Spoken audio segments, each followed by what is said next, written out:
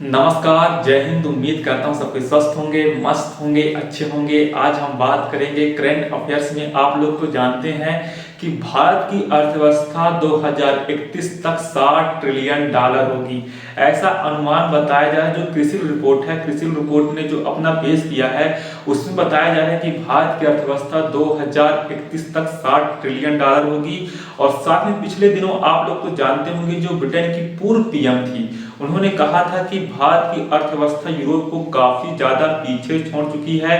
भारत के जीडीपी में ग्रोथ हो रहा है, जिसके वजह से यूरोप के कई सारे देशों की अर्थव्यवस्था भारत से पीछे हो चुकी है।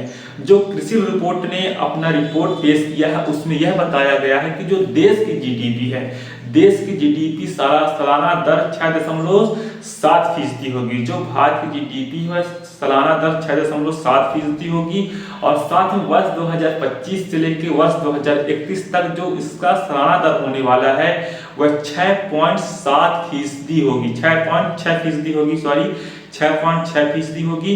और किन कारणों से लेके देखा जाए, किन कारणों से लेके भारत की अर्थव्यवस्था पर असर दिख सकता है, जो भारत को जो जीडीपी है पीछे हो सकती है। इसके जो कारण है आप तो जानते होंगे कि जो ग्लोबल स्थितियां होती हैं, ग्लोबल स्थितियों में जियोपॉलिटिकल टेंशन की वजह से किसी तरह की बढ़ोतरी में सप्लाई चेन की बाधा उत्पन्न हो सकती है, सप्लाई चेन की बाधा पैदा हो सकती है। और साथ में जो जियोपॉलिटिकल टेंशन के चलते देश की अर्थव्यवस्था में हल्का फुल्का गिरावट आने की संभावना है। और जो भारत की जीडीपी बढ़ रही है उसका एक मेन कारण क्या है, जनसंख्या का बढ़ना भी भारत की जीडीपी को ग्रोथ होने में एक बहुत बड़ी बात मानी जा रही है। साथ में आप लोग जानते हैं और क्या कारण है, देशों के बीच जो कारोबार होते हैं, जो व्यापार होते रहते हैं, उनमें रुकावट हो सकता है।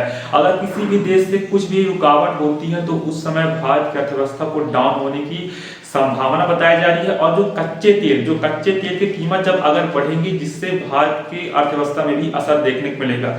जब रूस और यूक्रेन युद्ध जो 2.5 वर्षों से चल रहा है अभी तक खत्म होने का नाम नहीं लिया जा रहा है, तो उस समय जो रूस से भारत कच्चे तेल को कम दामों में भारत कच्चे तेल को खरीदा था रूस से।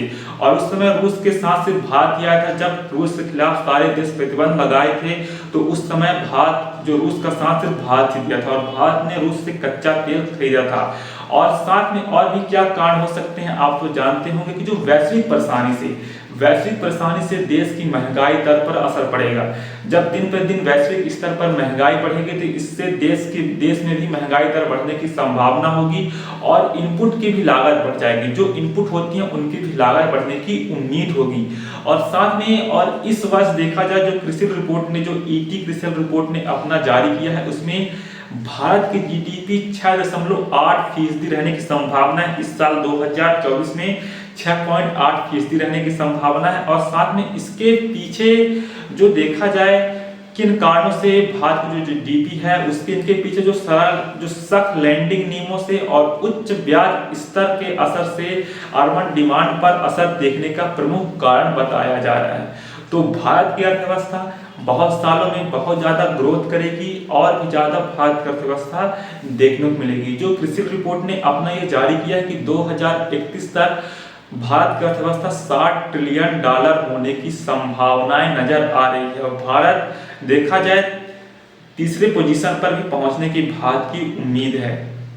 तो दोस्तों आप लोग कमेंट बॉक्स में अपनी राय दें कि हम वीडियो में और क्या सुधार कर सकते हैं, अपना सजेस्ट दें हम और क्या सुधार करें और भी किन टॉपिक से वीडियो बनाएं। हमारा उद्देश्य सिर्फ एजुकेशन वीडियो बनाना है। आप तो जानते होंगे करंट अफेयर्स पे हम चर्चा करते रहते हैं। तो उम्मीद करता हूँ आपको वीडियो पसंद आई होगी, ना भी आई होगी तो आप लोग एक फ्रेंड के नाते कर लीजिएगा। धन्यवाद, टेक केयर, जय हिंद, जय भारत।